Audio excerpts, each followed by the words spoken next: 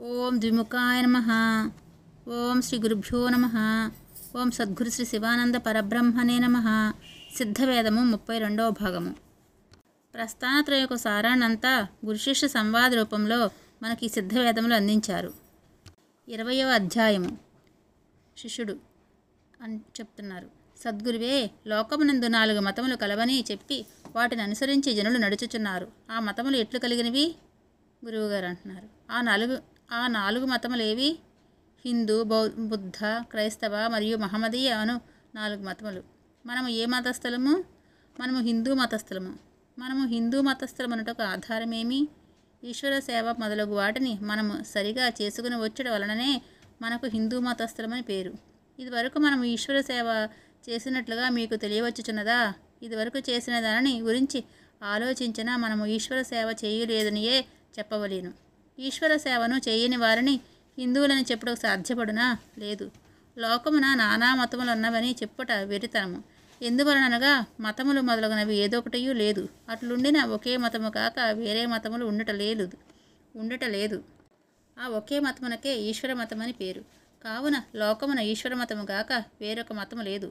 హిందూ మతము, హిందూ అనగా చంద్రుడు, మతం అనగా స్థాపన దేనిని స్థాపింపవలెననగా చంద్రుని స్థాపించవలేను. చంద్రుడు అనేది మనస్సు. ఆ మనస్సే ఇండు చంద్రుని ఈశ్వరుడై ఇండు జీవుని యందు నిలుపుటయే హిందూ మతము. ఈ విధముగా ఎవరు నిలుపుచున్నారో వారే హిందూ మతస్థులు. ఈ విధముగా చేయక ఇండువారు హిందూ మతస్థులనియు, బుద్ధ మతస్థులనియు, క్రైస్తవ మతస్థులనియు, మహమ్మదీయ మతస్థులనియు అభిమానించుటయే గాని మతమును గురించి ఏదొక తెలివి ఉన్నవారు కారు, ఏదొక మతస్థులను కాదు. అదెట్లనగా హిందూ మతస్థులని అభిమానించి వచ్చు వారిలో చేరిన వారైన మేదరవారు మొదలగు వర్గం వారిని, ఆ మతస్థులని ఇతరులు బహిరంగ స్థలములందును రాజరస్తాలయందును తమకు సరిసమానముగా నడుచుటకు విడువక 72 అడుగుల దూరంన నడుచుచున్నట్లు చేసి వారిని కష్టపరిచి వచ్చుట వలన వారు తమచే సహించుటకు సాధ్యము కాక మహమ్మదీయ మతస్థులని చెప్పి అభిమానించి వచ్చు వారిలో చేరి పలు ప్రవర్తనలు చేసి ఉపజీవనమును నడిపించుకునుచున్నారు. ఆ మేదరవారు పై చెప్పినట్లు మహమ్మదీయ మతమునందు చేరి ఆ మతము యొక్క ఏదో ఒక తత్వమును గ్రహించక తామును మహమ్మదీయులని అభిమానించి వచ్చుచున్నారు. అయినా వారికి మహమ్మదీయ మతమును గురించి ఏదో ఒక తెలివియూ లేదు. వారు మహమ్మదీయ మతమునందు 3 మాటలను మాత్రము నేర్చుకుని ఉన్నారు. ఏవనగా అల్లా, అల్లాహు, బిస్మిల్లా. ఈ మాటల అర్థమైనను తెలిసియుండు వారు కారు. వారు వాటిని తెలియక పై చెప్పిన పదములను ఉచ్చరించి తాము మహమ్మదీయులై అని అభిమానించి నడిచి వచ్చుచున్నారు. ఆ విధమునగానే అన్ని మతస్థులను మతము యొక్క ఏదో ఒక తాత్పర్యమును గ్రహించక తాను హిందూ, తాను బుద్ధుడు, తాను క్రైస్తవుడు, తాను మహమ్మదుడని వారి మతములను పొగుడుకుని పై చెప్పిన మేదరవారు అభిమానించి నడుచు వచ్చినది కాక మతముల గురించి ఏదో ఒక తత్వబోధము, తెలివి, గ్రాహ్యము వారికి ఉండుట లేదు. నిజముగా విచారము చేసిన ఈ విధముగా ఏదో ఒక మతమును ఇండుట లేదు. అన్నియూ పై చెప్పిన ఈశ్వర మతమై ఉన్నది. ఆ ఈశ్వర మతమును తెలియక ఇండు ఒక కాలమున బుద్ధుడు అను ఒక మహనీయుడు ఉద్భవించినారు. వారు ఈశ్వర మతము యొక్క తత్వమును గ్రహించి ఈశ్వర ధ్యానమును చేయు యథార్థమైన మార్గమును స్థాపించినారు. దానికి ఆ మహాత్ములు పురోహితులై ఉండిరి. ఆ పురోహితులైన బుద్ధుడును మహానుభావులు స్థాపించిన కారణము చేత దానికి వారు నామమును అనుసరించి బుద్ధమతమని పేరు కలిగినది. వారు స్థాపించినది ఈశ్వర మతమే గాని బౌద్ధమతము కాదు. ఆ మహానుభావులకు బుద్ధుడని కాక శుక్రుడని నామముండినట్లయినా వారు స్థాపించిన మతమునకు ఏమని పేరు పెట్టవలేను? శిష్యుడు చెప్తున్నాడు. శుక్రమతమని చెప్పవలేను. అట్లయినా బుద్ధ మతమని ఒక మతం ఉన్నదా? లేదు. అలాగే మరొక కాలమునందు క్రీస్తుడను మహానుభావుడొకరు, వేరొక కాలమున మహమ్మదీయుడను మహానుభావులు జనించుండిరి. వారు ఈశ్వర విచారము చేయుటగాను కావలసిన న్యాయమైన ఒకే మార్గమును స్థాపించినారు. అవి పై చెప్పిన ఈశ్వర మతమే అయి ఉన్నది. అట్లున మతములను స్థాపించుటకు పై చెప్పిన మహానుభావులు ఒక పురోహితులై ఉండిరి. ఆ పురోహితులైన క్రీస్తును మహానుభావులు స్థాపించిన దానికి క్రైస్తవ మతమనియు, మహమ్మదును మహానుభావులు స్థాపించిన దానికి మహమ్మదీయ మతమనియు పేరు కలిగినది. ఆ మహానుభావుల నామధేయములను అనుసరించియు మతములకు ప్రత్యేక పేరులను పెట్టి ఉండిరి. క్రీస్తుయను మహానుభావులకు జార్జి అనియు, మహమ్మదును మహానుభావులకు చేకుట్టి అనియు నామములుండిన ఆ మతములను ఇప్పుడు ఏమని చెప్పవలెను? జార్జి మతమనియు చేకుట్టి మతమనియు చెప్పవలసినది. అప్పుడు పై చెప్పిన మతములున్నవా? లేవు. అట్లయిన మతములు ఎవరిని అనుసరించి వేరు వేరు పేరులతో ఉండుట? గురునాథుల నామములను అనుసరించి ఉండుట. గురునాథులైన ఆ మహాత్ములు ఏ మతమును స్థాపించరి? ఈశ్వర మతమునే. అట్లయిన ఎన్ని మతములున్నవి? ఈశ్వర మతమును ఒకే మతము మాత్రము. ఈశ్వర మతమును ఒక మతము కాక వేరే ఒక మతము లేదు. అట్లుండి ఈశ్వర మతమును ఇటువంటిదని తెలియక అనేక కట్టడములను కట్టించి మసీదులనియో దేవాలయములనియో చర్చిలనియో చెప్పి వాటిలో బింబాదులను స్థాపించి అది ఈశ్వరుడిని సంకల్పించి వాటిలో బుద్ధిహీనులై జీవకారుణ్యము లేక కఠోర మనస్సు కలవారై నరబలి, అశ్వబలి, అజబలి, మేకబలి, కక్కుట బలి, కోడిబలి మొదలగునవి అని చెప్పుచు మనుషులను అభిమానించు వారులు గుర్రము, మేక, కోడి మొదలగు వాటిని చంపి అతి కఠోర కృత్యములను చేయుచుండు కాలమునందు ఉద్భవించిన పై చెప్పిన మహానుభావులకు హెచ్చు బుద్ధి శక్తి ఉన్నందున వారు దీని యథార్థమును ఆలోచించి తెలుసుకుని లోకమునందు అతి కష్టపడి పై చెప్పిన వధలను చేసి వచ్చుట తప్పనియు సరియుగ మార్గము ఇటువంటిది అనియు, అనగా లోకమునున్నది తన శక్తి నుండి ఉద్భవించినదనియు ఆ శక్తిని తనలో తానే అనుగ్రహించవలసినదనియు తానేయుండు తన శక్తిని తన లోపలచే లయించినట్లు చేయవలననియు మిగిలినవన్నయు సరికావనియు స్థాపించి ఉన్నారు. దాని నుండి లోకమున ఏ మహానుభావులు ఉద్భవించి ఉన్నారో వారందరూ చెప్పివచ్చినది పై చెప్పిన ఒకటే మార్గమై ఉన్నది. ఆ మార్గమునే మనము ఇప్పుడు మీకు కనబరిచినది. ఇదే సరియైనది. 20వ అధ్యాయం సంపూర్ణం. 21వ అధ్యాయం. స్వామి, మోక్షము దొరుకుటకు బ్రహ్మోపదేశమే కావలెననియు అది మహావాక్యములయుండు చతుర్వాక్యములనియు లోకమున చెప్పవచ్చుచున్నారు కదా. 4వ అధ్యాయమున దానిని ఖండించి ఉన్నారు కదా. అయినా చతుర్వాక్యముల యథార్థము ఎట్లని వివరించవలెనని వేడుకొనుచున్నాను. గురువుగారు చెప్తున్నారు. చతుర్వాక్యములేవి? ప్రజ్ఞానం బ్రహ్మ, అహం బ్రహ్మాస్మి, తత్వమసి, అయమాత్మ బ్రహ్మ అని గురువుగారు చెప్తున్నారు. చతుర్వాక్యములను ఏమి చేయవలని ఉపదేశించుచున్నవి? వాటి యథార్థమును తెలుసుకుని మననము చేసుకుని ఉండవలెనని. అట్లయిన ఈ 4 మహావాక్యములు అర్థమేమని మీ గ్రహింపు?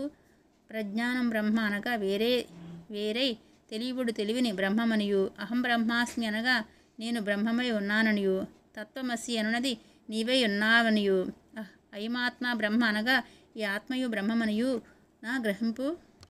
ఈ వాక్యములపై చెప్పిన అర్థములను మననము చేసిన మోక్షము దొరుకునా?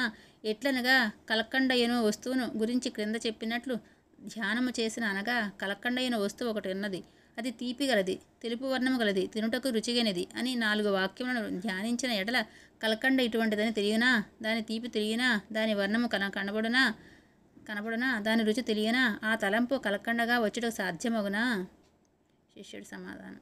ఎప్పుడునూ సాధ్యము కాదు. దానిని తిన్న మాత్రమే దాని గుణములు తెలియవచ్చుచున్నవి. గురువుగారు. అలాగే మీరు చెప్పినట్లు ఆ మహావాక్యముల అర్థమును విచారము చేయుట వలన బ్రహ్మమును దానిని తెలియుటకు ఎప్పుడునూ సాధ్యము కాదు. అది కాక ఈ వాక్యముల అర్థము మీరు చెప్పిన ప్రకారము కాదు. ప్రజ్ఞానం బ్రహ్మ అనగా ప్రతిబింబించబడియుండు తెలివియే బ్రహ్మము, అనగా తన లోపల నుండి ప్రతిబింబించబడి ఉండు వస్తువులను తెలుసుకుని తెలివి ఏదో అదే బ్రహ్మము. ఎట్టనగా చెవితో విని తెలుసుకున్నటయు, కన్ను వలన చూచి తెలుసుకున్నటయు, ముక్కుతో వాసన తెలియుటయు, నాలుగుతో రుచి తెలియుటయు, త్వక్క నుండి స్మరించే తెలియుటయ్యి ఉన్నది. త్వక్కు నుండి స్పర్శించే తెలియుటవైనది. అయినా ఈ 5 అవస్థలను తెలియుటకుండు కారణమైన తెలివియే బ్రహ్మము. ఈ 5 ఇంద్రియములతో తెలుసుకునుట ఏదని 16వ అధ్యాయమునందు చెప్పి ఉన్నది కదా. ఆ తెలివి ఏదనగా మనస్సు. ఆ మనస్సు తనలో నుండి భిన్నమై బయటికి లోపల ఉండు పలు విధములుగా ప్రకాశించుకుని ఉన్నది. అట్లు ప్రకాశించు మన శక్తిని భిన్నమై లేక తన లోపల తానే అణిగించి నిలుపుటకే ప్రజ్ఞానం బ్రహ్మ అని చెప్పుట. కావున తన నుండి ప్రతిబింబింపబడియుండు ప్రకాశమును తన లోపలనే చెలింపక కదలక నిలుపునప్పుడు ప్రజ్ఞానం బ్రహ్మను విచారమైనను ధ్యానించుటకు వేరేదైనను ఉండటలేదు. అహం బ్రహ్మాస్మి అనగా అకారమయుండ బయట లోపల యందు తానే ఉండు బ్రహ్మమే. హం అను ప్రకృతియే తనలో నుండి మాయయే చలించుకునియుండు దానిని చలనము లేక ఉద్భవస్థానమైన తన లోపలనే అనుభవించుటయే. ఆ సందర్భమున అహం బ్రహ్మాస్మిన ధ్యానమైనను ధ్యానించుటకు వేరేదైనను ఉండుట లేదు. తత్వమసి అనున్నది తత్ ప్లస్ త్వం ప్లస్ అసి. తత్ అనగా బ్రహ్మము, త్వం అనగా నేను, అనగా నా, అనగా శూన్యము. ఈ అనున్నది శక్తియే, అనగా తానేయుండు శక్తి తనలో నుండి బయటకు లోపల నశించి వ్యాపించి చెలించుకునియుండు మనశ్శక్తి అని అనగా భవించును. అనగా అయి ఉన్నదని అర్థమగుచున్నది. కావున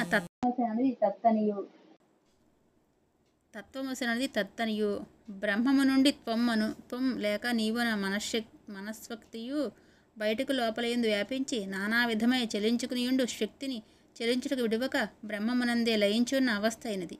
అట్లా ఆ సమయమున చెలించి భ్రమించుకునియుండు మనస్సు యొక్క శక్తి బ్రహ్మమగుచున్నది. అప్పుడు తత్వమసను ధ్యానమైనను ధ్యానించుటకు వేరేదైనను ఉండటలేదు. అయమాత్మ బ్రహ్మ అనున్నది అయం ప్లస్ ఆత్మ ప్లస్ బ్రహ్మ. అయం ఈజ్వల్ ఈ ఆత్మ ఈజ్వల్ ఆత్మయు, బ్రహ్మ ఈజ్వల్ బ్రహ్మమనయు అర్థమైనది. అయం అనగా ఈ అను శక్తి. ఆ శక్తి బయటకు లోపలయందు నానా విధమున ప్రవేశించి ప్రకాశించుకుని ఉండినదైనది. ఆ ప్రకారము బయటకు లోపలయందు ప్రకాశించుటకు విడువక తన లోపలనేయుండు ఆత్మయందు ప్రకాశించి చలనము లేక నిలుపు అవస్థయైనది. ఐమాత్మ బ్రహ్మ. ఆ సమయమున ఐమాత్మ బ్రహ్మను ధ్యానమైనను ధ్యానించుటకు వేరేదైనను ఉండటలేదు. పై చెప్పిన 4 మహావాక్యములు బ్రహ్మోపదేశమై ధ్యానించుటకు చెప్పబడినది కాదు. బ్రహ్మము యథార్థ స్థితి ఇటువంటిదని చెప్పినదై ఉన్నది. అది కాక బ్రహ్మమనవస్థను తెలియుటకు 2 వాక్యములు కలదు. దానిలో ఒకటి బ్రహ్మ జ్యోతిరహం అయి ఉన్నది, అనగా బ్రహ్మ ప్లస్ జ్యోతిన్ ప్లస్ అహం, అనగా తానే బ్రహ్మ జ్యోతిస్సు అను అర్థమవుతున్నది. ఆ బ్రహ్మ జ్యోతిస్సు అకారమైన బయటకు లోపలయందు హమ్మను ప్రకృతియే భిన్నమై ప్రకాశించుకుని ఉండినది. ఆ ప్రకాశమును భిన్నపడుటకు విడువక ఒకటే ప్రకాశమై చేసి అధ్యంతము లేక ఉండిన స్థితినే బ్రహ్మజ్యోతిరహం. అప్పుడు బ్రహ్మజ్యోతిరహం అని ధ్యానమైనను ధ్యానించుటకు వేరేదైనను ఉండటలేదు. 6వ వాక్యమైన బ్రహ్మసత్ జగత్మిథ్య అను అగుచున్నది. కావున బ్రహ్మ ప్లస్ సత్తు ప్లస్ జగత్ ప్లస్ మిథ్య, అనగా తానేయున్న బ్రహ్మము తనలో నుండి కలిగిన చలనము తనలో లయించి ఆద్యంతము లేక ఉండిన తానే తన్మయముగా నుండు అవస్థ ఎగుచున్నది. అప్పుడు బ్రహ్మ మాత్రమగుచున్నది. ఆ సమయమున బ్రహ్మసత్ జగత్మిథ్య అని ధ్యానమైనను ధ్యానించుటకు వేరేదైనను ఉండటలేదు. అట్లు కాక నానా ప్రకారముగా నుండు మంత్రోచ్చారణము నుండి త్రిమూర్తులను సంకల్పించి ధ్యానించి పూజించుట నుండి పలు విధమైన వ్రతాదులను అనుష్ఠించి ఉపవాసముగా పరుండి రోగస్థుడగుట వలనను పలు జీవులను వధించి యాగాది హోమములను చేయుట నుండి శక్తి పూజను ఏర్పాటు చేసి కళ్ళు సారాయి మొదలగు బోధవస్తులను సేవించియు శవములను తిని స్మృతి తప్పి క్రిందపడి పండ్లు పెదవి మొదలగు వాటిని గాయపరుచుకునుట నుండి కాశీ రామేశ్వరం మొదలగు స్థలములకు పోవుటకు నిశ్చయించి పలు స్థలములందు చుట్టి తిరిగి కష్టపడి రోగములు తగులుట వలనను లేక గంగా స్నానము సేతు స్నానము అని చెప్పుకుని పలు నదులలోనూ ఉప్పు నీరు నిండియుండు సముద్రము మొదలగు పలు జలములు గల స్థలములలో స్నానం చేసి గజ్జి మొదలగు వ్యాధులను పట్టించుకునుట వలనను కైవల్యం దొరుకుటలేదు. ఇట్లు చేయుట వలన తన జీవశక్తి అధోగతి అయి నశించిపోవుట కాక తన్మయము దొరుకుటలేదు. తన్మయము దొరకవలనన్న పై చెప్పిన ప్రకారము తన శక్తిని తన లోపలనే లయించవలేను. ఇది కాక వేరు మార్గము లేదు. 21వ అధ్యాయం సంపూర్ణం. ఓం శ్రీ గురుభ్యో నమః. సర్వం శ్రీకృష్ణార్పణమస్తు.